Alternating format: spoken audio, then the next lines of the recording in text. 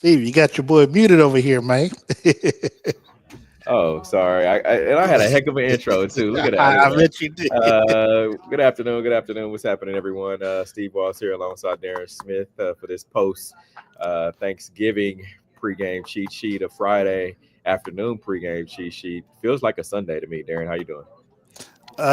I've had better days, Steve, but out of commission for today, just getting out the hospital instead of being there where I want to be. I'm gonna listen to my body and to my family and just stay home today and just do the pregame show and then let you handle all the rest. Look, hey, I handled Carolina. You can handle Black Friday for me today. Of course, man. Speaking of Black Friday, just your thoughts on this Kansas City Chiefs team coming in and playing these Las Vegas Raiders. I'm gonna go off of the vibe that I felt last week in the locker room post game, Steve, where it felt like even though they won the game, they felt like they lost the game because you don't take any win for granted, but they felt that they should have. Um, Last week's game against Carolina, it shouldn't have been close. They felt like it should have been a blowout on their end. They just felt like they were a much better team, and the fact that they, went down to the wire and had a walk off field goal to win that game. They didn't come out of that game feeling happy. So, Patrick Mahomes talking about how he wishes or he would like to get a blowout, win every now and then. I think this might actually be the game where that actually happens. And before I go further, I better say hello to my mom. Hi, mom. Yeah, what's interesting is that this Raiders team comes in as a 13 and a half point underdog in today's Yeah, that's game. pretty large. Yeah, it really is. I mean, and I listened to Raiders head coach Antonio Pierce, his comments earlier this week as he addressed the media, and he talked about this team just needed to come in and be scrappy, make it ugly, one of those ugly type games. And a lot of people kind of, I don't know if they took it the wrong way on some of the things that he said, but there was some question marks about his comments regarding, they're going in to play the best team in football and they're the worst team in football. And a lot of people, Yeah. I don't think they quite like the fact that, and this is Raiders fans that I saw on social media, they like the fact that he said that he admitted that their team is the worst team in football. Yeah, I mean, look, if he was to try to say that his team was better than what they are, I think fans and media people alike can kind of read through the nonsense, and I think because of the type of person that he is, he's a no filter, no nonsense type guy.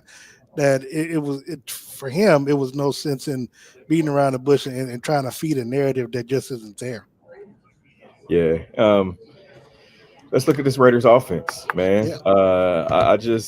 I'm not sure if this team has kind of battened down the hatches already and said threw in the towel and said, hey, we're just going to focus on next year and not have a new quarterback starting today. Darren, talk a little bit about this Raiders offense. So I'm not sure if it's Aiden O'Connell if he's going to be starting, or if they got their third string because I know Aiden was expected to possibly get off the injured reserve in time to play in today's game. So I'm not sure which quarterback is starting, but I do believe that that's one of the reasons why the spread is so large at 13 and a half because there's no there was no real definitive on who was going to be the starting quarterback, and I think this is probably the largest spread, one of the largest spread this season that we've seen. So essentially the offense revolves around Brock Bowers. He's Of course, yeah, rookie tight end. he's a rookie tight end, leads the team in receptions and yardage at 744 yards. I think he has 3 receiving touchdowns. So he gave the Chiefs a little bit of issues while we were in Vegas last month, but yeah, I think back in September. But if he's going to be the only form of offense, then you would hope that Kansas City, with the return of of Minihue, Charles Minihue to the lineup, to that defensive lineup along with Chris Jones and of course Mike Dana along with George Karlaftis, they can get pressure to whoever their quarterback is, get some sacks because that's exactly what they need to be focusing on today is trying to get pressure to the quarterback, and that would probably hopefully eliminate anything that Brock Bowers would be able to do against this defense today. Yeah, and you mentioned the Chiefs defense. Let's take a look at them a little bit. Of course, headed up by Chris Jones. Uh, He's I'm been without a sack for the last 7 weeks, I think. he has, and I'm kind of, and I'll get your thoughts on this. A little not worried about this defense on the back end. I mean, I know they're the back end is kind of they're led by Justin Reed and company, and so what are your thoughts on this Chiefs secondary, man? Because these past few weeks haven't been good. Nah, they haven't, but a lot of it starts up front, though, Steve. As we talk about, if you're not getting pressure up front, that's putting the quarterback under duress, and the quarterback has time to pick the defense apart. That's gonna weigh more so on the defensive backs because now they're trying to hold up their end because the defensive line and the linebackers are letting players get through, and so yeah, I mean we've seen them get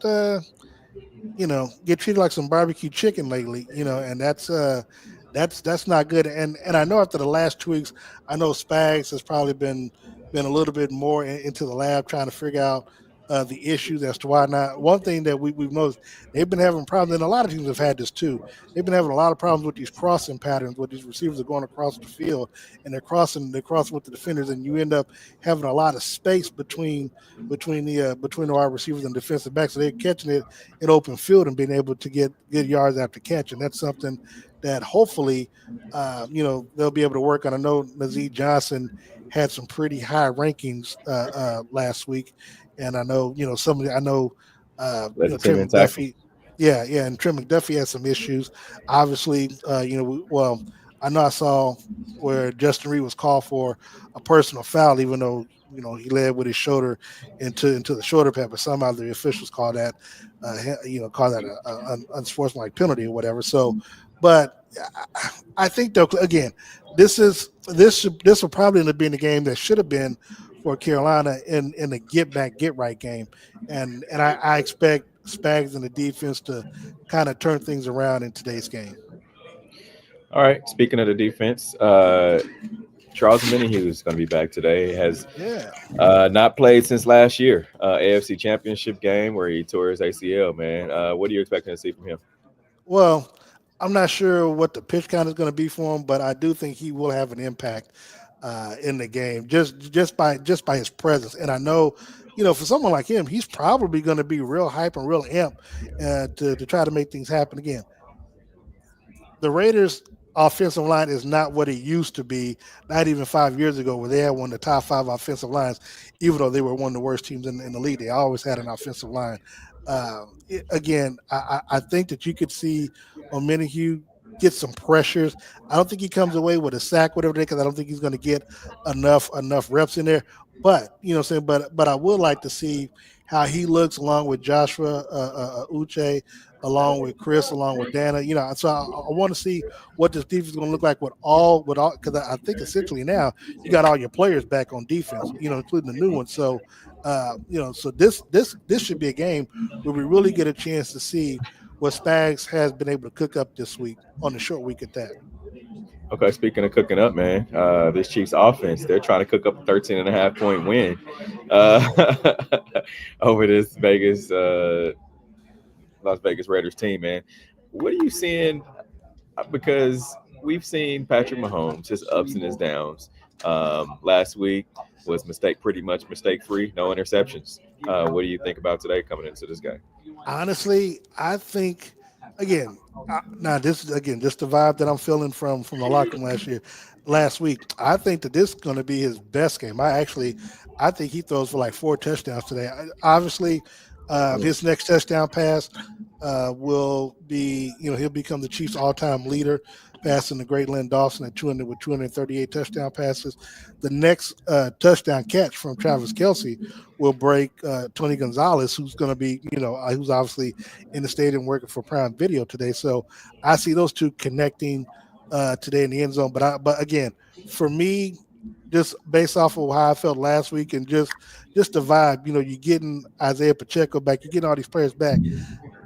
And again, the Raiders being as bad as they look to be on paper, if the Chiefs do not put up big numbers and big points today, it I mean it, it'll it'll there'll be a lot of things to call into question. and it would start. I'm not gonna say it would start with Henry, but it would start with probably Matt Nagy. When you look at when you look at the play calling and stuff, because there's no reason why you don't have a you don't have a huge showing into this game, and also you want to have some you want your players to feel like with the talent that they have that they can put these points on the board at will against anyone, especially when you know that you got the Chargers coming in next Sunday night. Yeah, yeah, I agree. I do agree. You got Isaiah Pacheco coming back. Only one left, really, for this offense to It's return Hollywood. is Hollywood Brown. Yeah, and I saw Yeah. him earlier this week. He seemed to be, seemed to be doing fine. I know the Chiefs posted a video with Hollywood, catching the ball with one hand. Uh, doesn't seem to have any shoulder complications there. So, Darren, will the Chiefs cover today? I actually have them covered. I think they win. I think they win by 3 touchdowns. I got them winning 31-10. Oh, oh. So the Raiders defense, Max Crosby's gonna be that bad today. Well, he's a one man show, but you know, yeah, it Okay. it is going to be that bad. Because again, man, look, the Chiefs need to put up on, and I know they put up 30 last week, but it was a hard 30. They need to be able to put up points with ease today. All right. Give me your X factor for today. X factor. Well, I don't think DJ Humphries he's not playing today, is he? They have him on. Look, they have him on our trusty play Oh, card. So well, yeah, he's if he's playing, he's going to be the X factor for me because that'll to me that'll show and that'll dictate the type of time that Patrick has in the backfield and be able to set his feet and get passes down the field. So if he plays today, he's my X factor on offense. oh okay. I would say it's the running backs, man. I'm gonna do it by committee. I'm gonna say Okay. today is one of those days you're getting Isaiah Pacheco back. Of course, Kareem Hunt is back in the mix for this season. So I want to see how they play together. Yeah. Oh, of Andy Reid course. has talked about both of them being on a plan. I don't. Is it going to be a running back by committee, or is it just going to be going until you get tired? The next man goes till he gets tired. I don't know exactly how they're going to make them mesh together. So I And I think it's want to going see to them have on to the be field running back together. committee. I mean, be cool to Yeah, see if you can have either one of them lined up as a wideout while the other one is in the backfield. So that'll be interesting to see as well. of course. Give me your X factor on defense. On defense, man, I'm gonna do one of your numbers. Man, I gotta go with Spags. I gotta see what kind of game plan you draw up today to where you can get pressure on the quarterbacks and see whether or not you can get Chris Jones to be able to get a couple sacks today. So I got Spags as my X factor. Okay, mine is going to be Trent McDuffie. I think Trent hasn't had the games these past few weeks that he's like to have. We remember last year he was ranked as either one or two Pro Football Focus's top cornerbacks in the league. So I think he wants to get back there. I also have him getting an interception today. I think he'll be his first interception. He has a lot of family in from out of town, and it's the holiday weekend. So I got Trent McDuffie as my X factor. Okay, and I would have gone with Trent, but had a feeling he was going to go there. But when you see Trent post game, you see Trent. If you see Trent, you see Mike Pennell or Nick Bolton. Man, see if they got that food for me because they're supposed to bring us a little post game Thanksgiving meal, man. So look out for your boy. KSU 89 Wildcat says McDuffie misses Snead. I agree. I do agree. The whole secondary misses Snead there if you want to go there. Well, we appreciate everyone joining on today's show. Darren, give me your prediction for today's game. Yeah, Kansas City Chiefs winning. I said 31-10, so that's what I got. Okay. I have the Chiefs winning as well. I think they'll cover. I have them winning. I think my score was 35-17, maybe something like that. 35-17. If the Raiders can put up 17 points, that'll be surprising to me. But yeah, 35-17 Chiefs. That sounds good, man. Make sure everybody joins us this Monday night for the Red Hour. Yep, Monday night tomorrow. What is man? It This seems like today's yeah. Sunday, man. Monday night coming up, the Red Hour. Make sure you tune in right here where you're watching us now on this platform. For Steve Walls, for Darren Smith, we'll be joined alongside of Sean Tyler, also DJ Q. We appreciate everyone joining in today, Black Friday, Amazon Prime game. Leave your score predictions in the chat. Until next week, we are out of here. And shout out Drew Lock. I'm gonna give him his credit. Shout out to Drew Lock yesterday. Oh, okay. All right. It, Thanks, everyone.